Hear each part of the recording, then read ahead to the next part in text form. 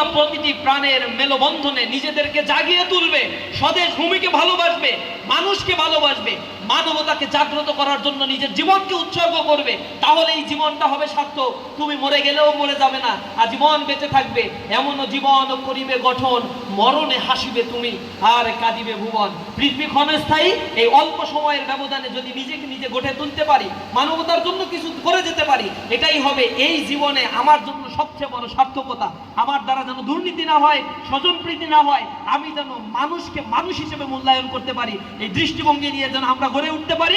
ইসলামী ছাত্র শিবির সেই প্রত্যাশা আপনাদের কাছে করে। আপনাদের সুন্দর একটি ভবিষ্যৎ, চমৎকার একটি জীবন আমরা কামনা করি।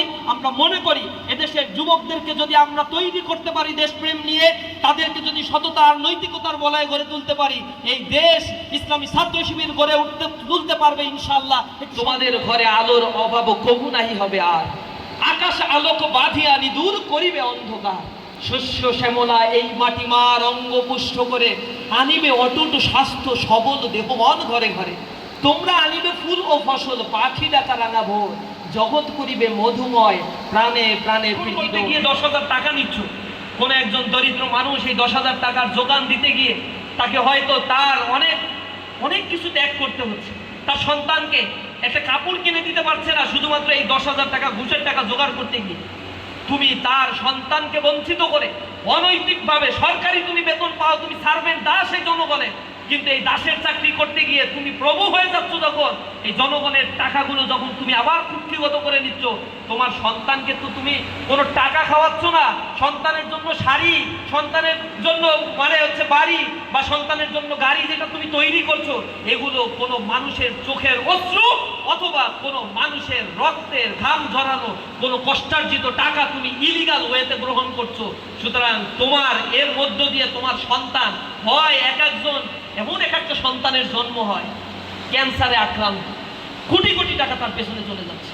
আল্লাহ রাব্বুল আলামিন এক জায়গা থেকে নেয় আর এক জায়গায় ঠিকই উসুল করে নেয়। সুতরাং সো মাচ ইম্পর্টেন্ট এই সততার উপরে টিকে থাকার জন্য একটা প্রজন্মকে ইসলামী ছাত্র শিবির গড়ে তোলার জন্য চেষ্টা করছি।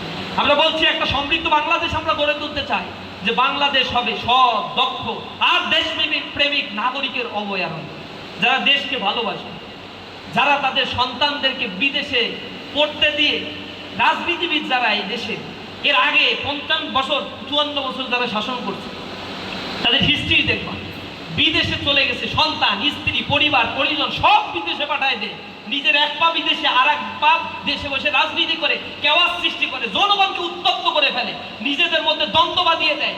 যখন সুযোগ আসে, যখন দেখে দুর্ঘটনা, সব বিদেশে পালায়। জনগণ তাদের যে নেতা কর্মী আছে, নিজ স্তরের যারা কর্মীরা আছে, সব দেশে পড়ে তখন মারা পড়ে, অথচ নিজেরা তাদের আখের গুছায় নেয়। আর এই নেতাদের পিছনে ছুটতে ছুটতে আমাদের ঘাম ঝরায়, আমরা আমাদের জীবনকে ব্যয় করে কপাল পরে যায়। এই নেতাদের চরিত্র উন্মোচিত করতে হবে, যে নেতারা দেশকে ভালোবাসে না, কোনো কিছু হইলে বিদেশে চিকিৎসা, দেশের উপরে আস্থা নাই, কোনো কিছু হইলেই সব বিদেশে পাচার করে দিতে হয়, সে তো দেশকে ভালোবাসে না। যে দেশকে ভালোবাসে না তাদের কাছে এই দেশ নিরাপদ নয়, এই প্রজন্ম নিরাপদ নয়, এটা হয়ও নাই। 54 বছরে এখনো এসে বলতে হয় 69% মানুষ এই দেশে দারিদ্র্য সীমার নিচে বসবাস করছে।